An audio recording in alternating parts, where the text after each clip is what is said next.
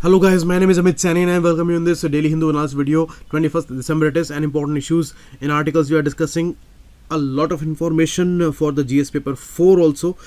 It's not an information, actually it's a kind of a experience and the rational thinking and the analytics that you need to apply here, because for the GS paper 4 case studies there is no particular syllabus, there is no particular learning or a particular course. This is all your basic knowledge, this is all your approach and maximum understanding based on the facts. And how do you see the present situation and how the protests are going on, how people are reacting to the different situations, and you just keep learning their experiences and approaches.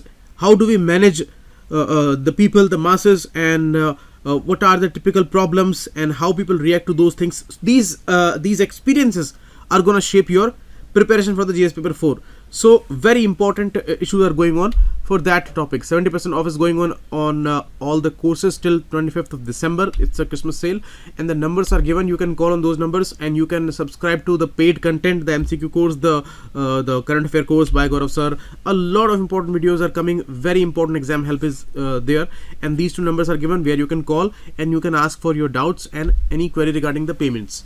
And the PDF you will get on Telegram channel, whose link is given on the Facebook group here. So you can send me the request on Facebook, and here you can follow me on Instagram too. And some words that I found today, very important words, use them into sentences. First issue: Army to sign deal for 6 Apache attack helicopters. Apache attack helicopters, they are by Boeing company in America, and right now Mi-35 attack helicopters are Russian helicopters that we are using, and the deal was signed for Apache helicopters for IAF, and 22 Apaches were promised and 8 of them were recently inducted as the first batch of 8 Apaches based in Pathankot. So Indian Air Force has got 8 of them, and 14 of them they will be delivered by next year. Obviously they are replacing the aging Russian Mi-35 attack helicopters in service. So it's a kind of a very important information from the exam point of view, because Americans are replacing Russians here in this area. So that's important. Now there is a particular Army Aviation Corps under Indian Army, and that was IAF, which got its 22 Apaches deal. So these 6 AH-64E Apache attack helicopters, they will be in addition to these 22. These are different. Now it is in advanced stage and the file is now with the Cabinet Committee on Security, which is gonna be headed by Prime Minister of India, and finally they will take the decision on the procurement of it. But this was actually cleared by the Defence Acquisition Council in 2017 when Arun Jaitley ji was Defence Minister. So it was approved at that time, and Indian Army Aviation Corps is gonna get these 6 additional attack helicopters, 64E version. There are various versions of Apache. This is 64E version. So the details are given here. Boeing attack helicopter 64 Apache, American turboshaft attack helicopter, and target acquisition, night vision systems are all planted on it, and it's a very potent machine there. Next issue: the Digital Communication Commission (DCC) panel okays spectrum auction plan. Spectrum auction is one of the most important deal in the telecommunication sector. This sector is going through a lot of issues. Many challenges are there, and this was certainly a sunrise industry, but right now many issues are going on. 5G services are the core issue here. You see, this communication commission on Friday plans to auction over 8300 megahertz of spectrum, and out of this 8300 megahertz, 6050 megahertz are allocated for 5G services. So that's a very important detail here. In a setback to the telecom service providers who were demanding a particular reduction in the reserve prices, so this particular announcement has given no reduction in the reserve prices there. So the bid is gonna start in March, April next year, and the recommendation of TRAI are operational now. So this data is important. Many important articles will come on this issue because this is not a simple issue, and bigger article will come. And 5G services are a very important issue because they are going to be very fast, and in comparison to 4G and 3G, they are going to be uniquely implemented because the service is a bit different and the speed is way faster there. So important for GS paper 3. Next two issues important for GS paper 3 from the economy section. One side there is the issue of RBI and open market operations, OMOs. They are very important operations by RBI, and it is the issue of ETF. We had discussed the Bharat Bond ETF, and as I told you, it is the first corporate bond exchange traded fund. So let's talk about the OMOs, open market operations. There is a situation of liquidity all the time in the country. Sometimes the liquidity is enough and it is going up to a certain mark, then we need to control the liquidity in the market. Sometimes it is very less, and when the liquidity is very less, then the inflation also comes down, and both the situations, they need to be balanced. So RBI does this task through OMOs. Government bonds are issued because RBI is the government's banker. So this government's banker sells or buys government bonds on behalf of the government there. So what is a bond? Bond, if I take 10,000 rupees from you and I give you a piece of paper and I write that 10% interest I'm gonna pay on this particular amount of money, and after the maturity period you will get your money back and I will get the bond back. So government bonds are those kind of a contract only. When the liquidity is high in the market, then RBI needs to suck the liquidity out of the system, so it sells the government bonds at that time. So it gives bonds to the people and it takes money. When the liquidity is less, then it takes back or it buys the government bonds at that time and it infuses the liquidity into the market there. So this is the way of open market operations. They are one of the most important operations in terms of liquidity management by RBI. So here they are talking about the operation twist, the term which was given for a particular condition where the yield on the government bond, that was expected to be very high, and on Friday yields on government bonds dropped sharply after the RBI announced purchasing of long-term securities and selling of short tenor ones. So you see, the issue of short term and long term, that is also important, because if the bonds are for the longer term, that means they will manage the long term situation. It tells that liquidity right now in our economy is abundant for the short end, but not so much at the longer end. And by making liquidity available at the long end, the move will help in the monetary transmission. It is the statement by the bankers there. So this operation twist turned the market sentiment dramatically because they have decided to go for the selling of short-term ones and the purchasing of the long-term securities there. So they are infusing more money into the market ultimately. So the OMOs is going to be asked in the prelims examination. This is a high possibility here. Next issue, Bharat Bond ETF. Exchange traded funds are like mutual funds only. They always target a particular set of index. This Bharat ETF is having an aim to pool the money and they are going to invest in the PSU bonds there. So ultimately they are going to raise money for the PSUs there. So it is the first corporate bond ETF in India, and that is getting a good response. It was aimed at the retail investors and it saw a strong response there, with the issue getting subscribed around 1.7 times. Around 12,000 crore rupees they have collected, and this issue was a kind of a good hope for the public sector there, because it is targeting, this ETF is targeting the public sector units there. That's important. As it says, the exchange traded fund will invest only in AAA rated bonds of public sector companies. This Bharat Bond ETF we are talking about. So this sentence may appear as it is in the prelims option, so you will mark it right. Okay, that's important. Next, the article net loss. You see this article and the main article by Suresh Parasarthi. They both are talking about a very important issue of internet blockage. Suresh Parasarthi talking about the Kashmir situation, how it is impacting and how it is bringing a huge economic damage there. All the aims, developmental processes, they are stuck. Health sector, education sector, the startup sector, they are mainly hit. And here the issue is talking about the justification of internet blockdown. It says disruption of connectivity should be resorted to only in the face of specific threats. You see, security conditions, they are a huge gray area, and it is very difficult to ascertain some threats.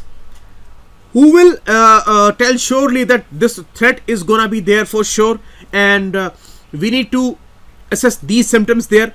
Always these things are subjected to some interpretation. So there is a huge gray area, obviously. But you see, in a democratic setup, when the peaceful protests are going on, then we are observing a particular trend from some years, that the peaceful protests, they start and they are going on according to the constitutional terms.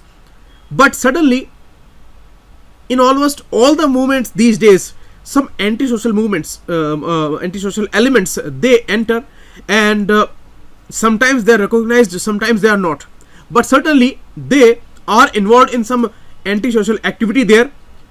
They bring arsons there, they burn buses there, and all those are dangerous activities. Those are spread after some time. So it looks like there is a possibility that these things are done intentionally to label these peaceful protests. This looks like that. Now you see, in these sensitive conditions, anything may happen. We need to save all the dangerous situations there. So as it happened in Delhi and in other several states there, Meghalaya, Tripura, Arunachal Pradesh, complete cut off parts of Assam, West Bengal, Karnataka, Uttar Pradesh, those were deprived of internet access there. So the 144 we discussed yesterday, but now we are discussing the internet blockage there. The communication blockade is very dangerous. Suppose in an area where total blockdown is there, and some rioting that starts, if people are getting killed, they cannot even tell to anybody because the communication is totally blocked. So those situations are very, very dangerous. Now you see, that is why we have to be very, very careful when we go for these kind of restrictions there.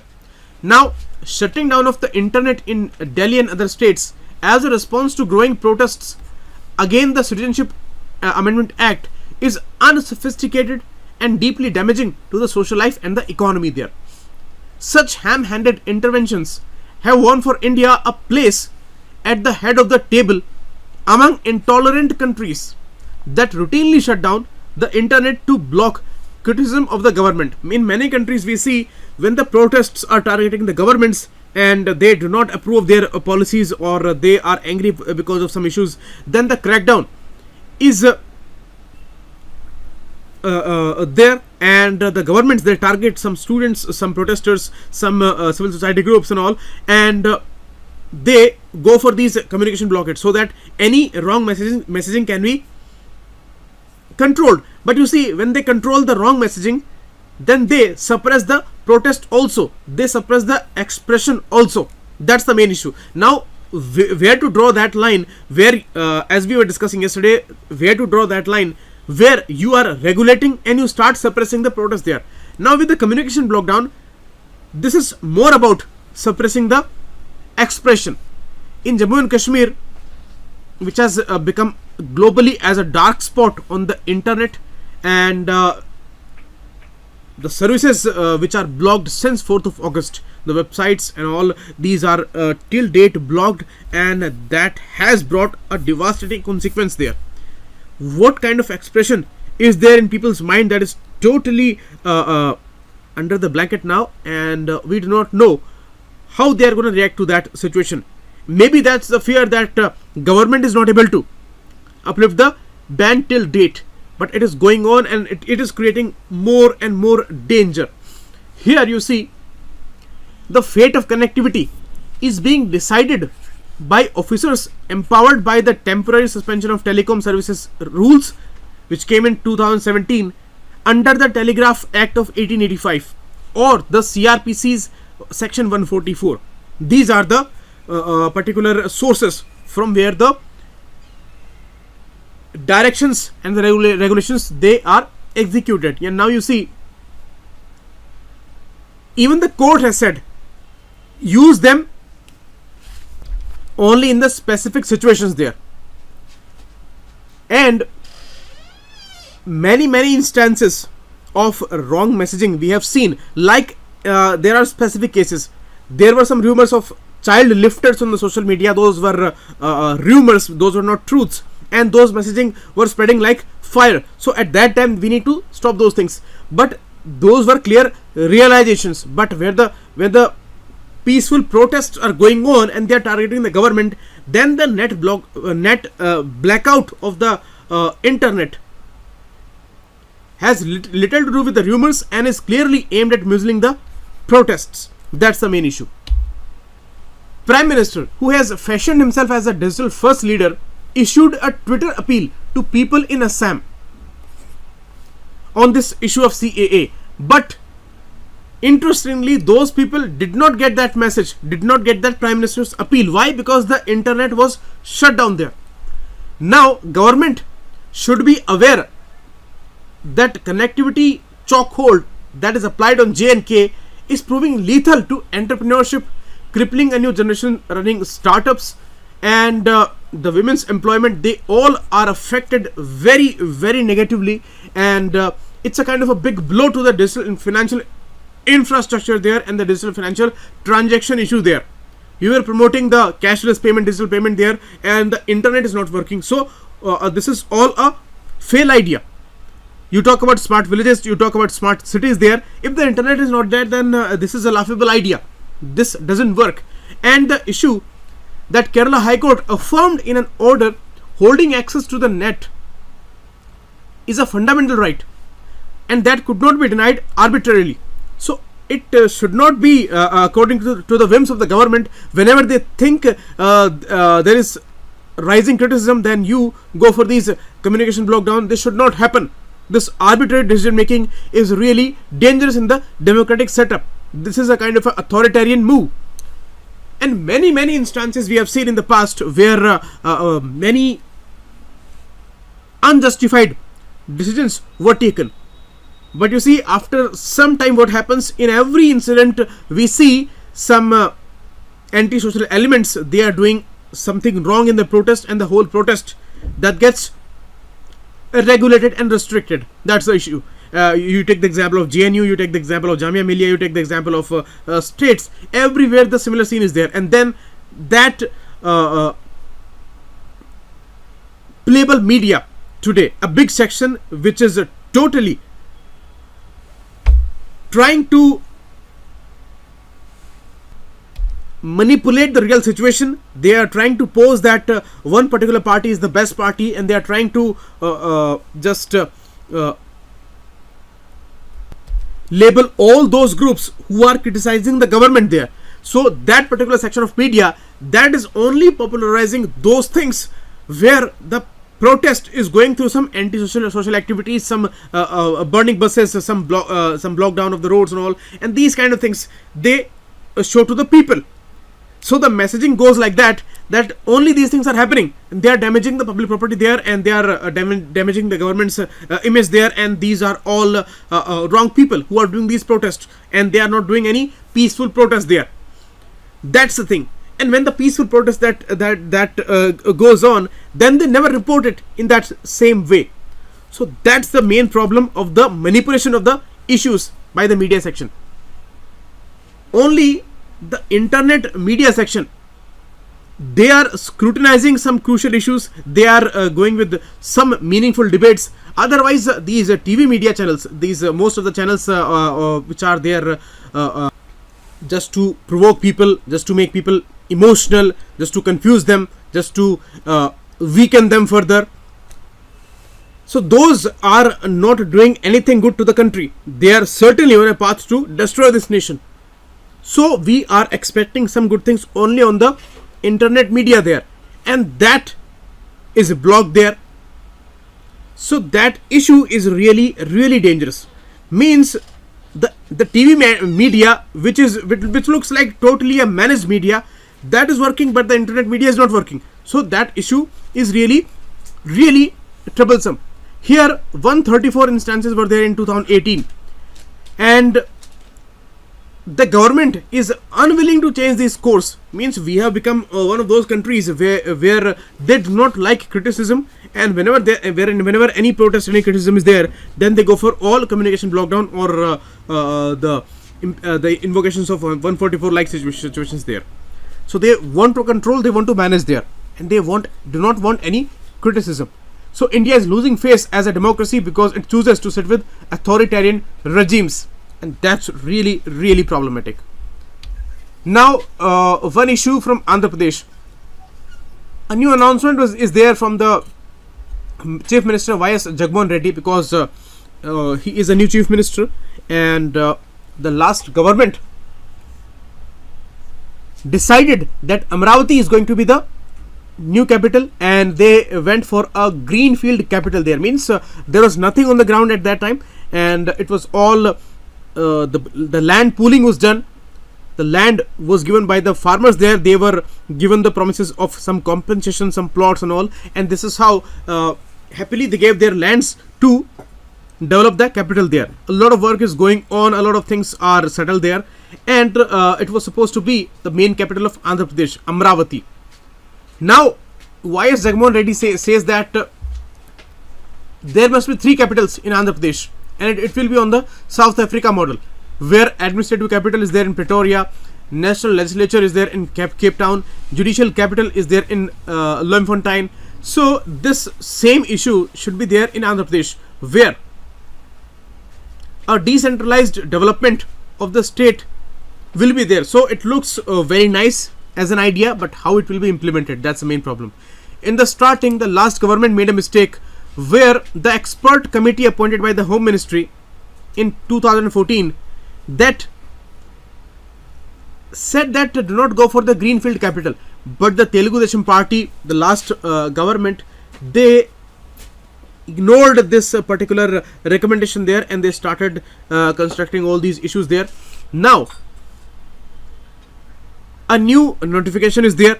So what's going to happen with the issues of farmers, the land that they gave, and the promises which were done there, and the compensation issues, they will all hang in the air.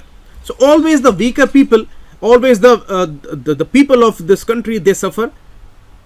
Different governments come and they announce different things, and sometimes it's all a wastage of money, resource and everything, time, everything, and different announcements according to different ideologies or different parties, those have devastating consequences for the people.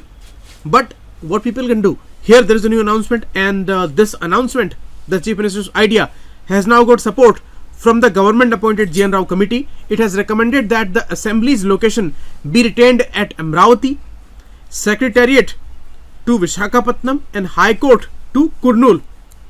This way it should be established. So what's going to happen to the farmers, we have to see. But this is again a kind of a issue where a new government comes, a new announcement is there, and it is about establishing the new setup of the capital altogether. So it's a huge issue. So always the burden is there on the people there, who do not have any power to say anything against these whims of the parties and the governments there. Important for GS paper 2 especially, and for 1 also. Next, Surith Parasarthi is a very important article on the Kashmir situation. He is making various comments here. He says that Kashmiris were deprived even of any means of finding out what was actually transpiring in August.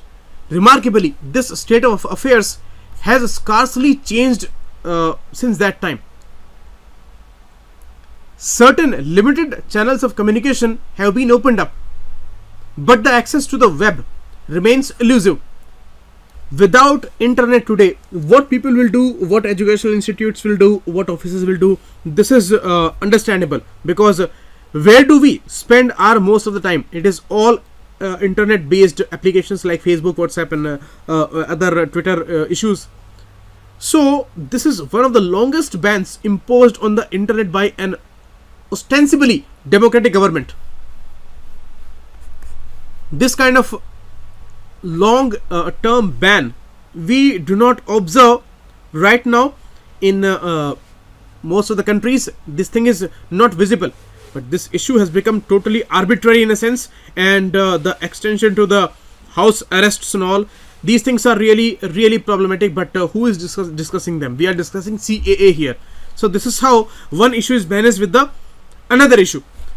Here Anuradha Basin, the editor of Kashmir Times, and Ghulam Nabi Azad, an MP, challenge in the Supreme Court of India this issue. 3 judges bench, they heard this issue and the decision is pending.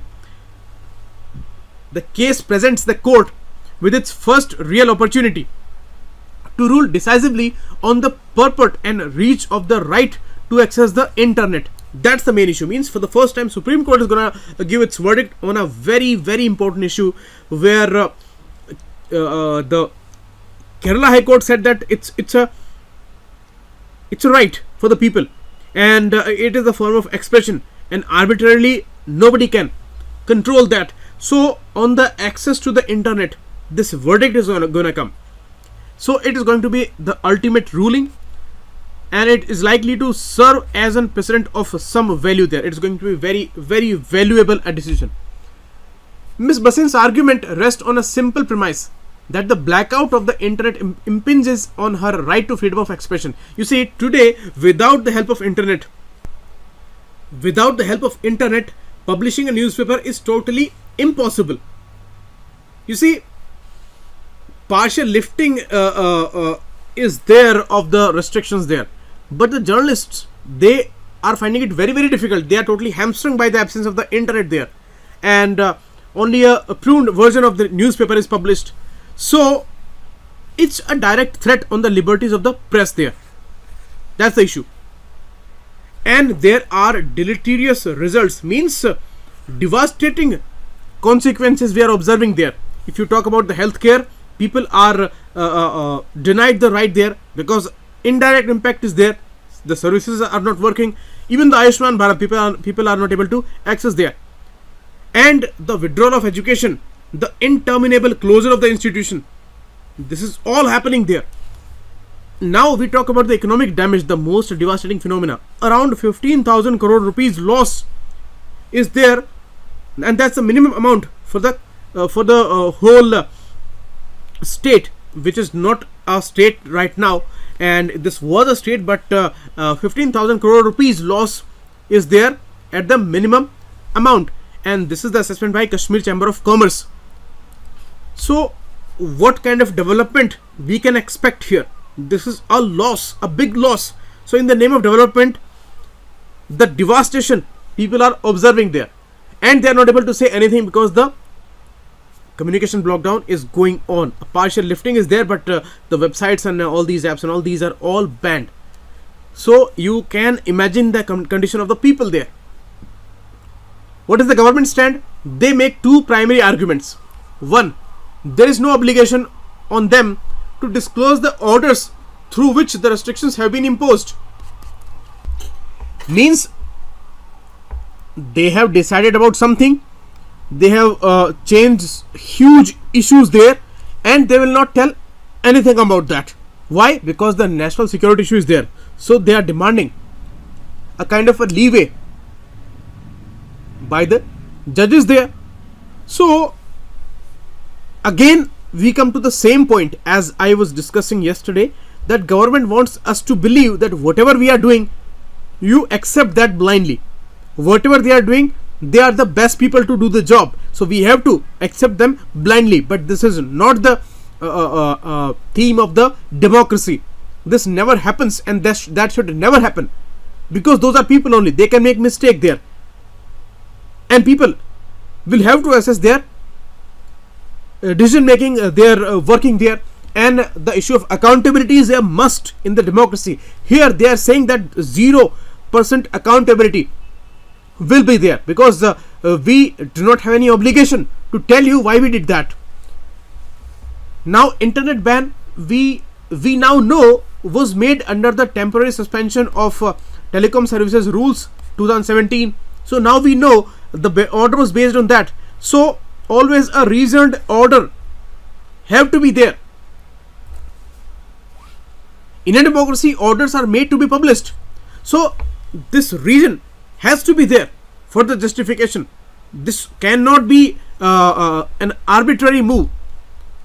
And the main issue here, if you talk about the constitutional paradigm, then an even greater principle at stake, the promise of free speech, which is preserved in Article 19(1)(a) of the Constitution. This guarantee contains both an inherent and instrumental value. Inherent means everybody is equal, they have their particular right, nobody can suppress the expression there, and the better dialogue stimulates a more informed polity. Wherever there is a discussion, then the better things will come out.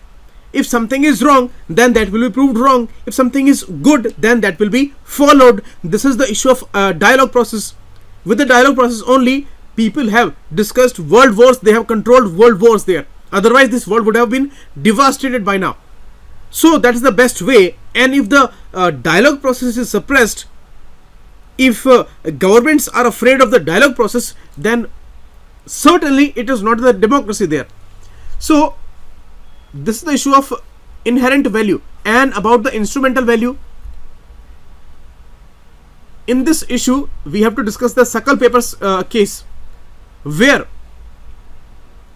court said that no policy of the state can so much as regulate the circulation of a newspaper, and any such program will directly impinge on the right to freedom of expression. So Miss Bhasin is there in Supreme Court right now, and she is giving this argument. So this is a justified argument that putting a ban on internet and debilitating the newspaper agencies there, that's a direct attack on the right to freedom of expression there.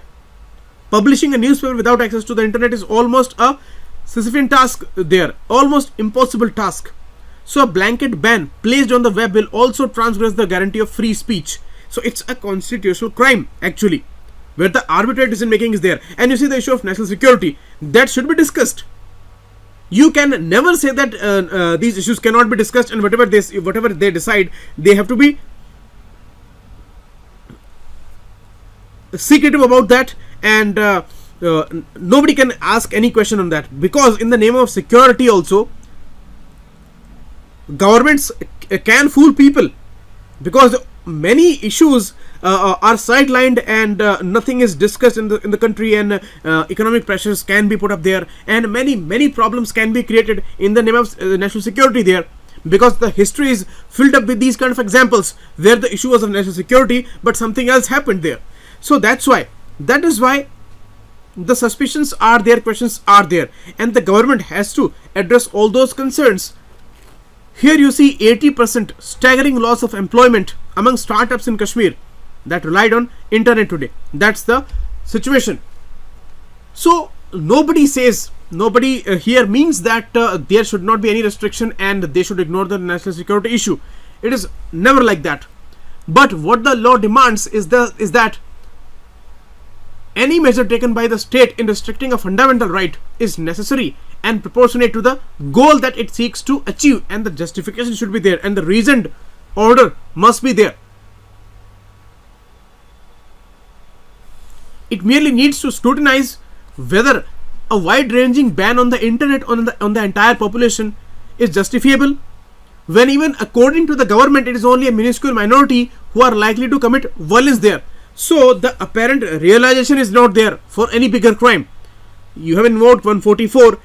So why there is a need of a communication block down there? That's totally suppressing. That's totally the muzzling of the protests there, so that people are not connected and no protest can take place there. Means you are denying the protest right there. This is also the meaning of that decision there. So that's why stifling the mere hint of dissent through bans on the internet will only send us racing towards a bottomless pit. Surely it looks like that, and 67% of the documented cases of web shutdowns around the world last year took place in India. What can be bigger than that? What kind of country we are becoming? And that's why we are losing the image of a greatly democratic country. That's the main issue important for GS paper 1, 2, 3, 4 and the essay section. Thanks a lot. Keep watching. It was a bit sad.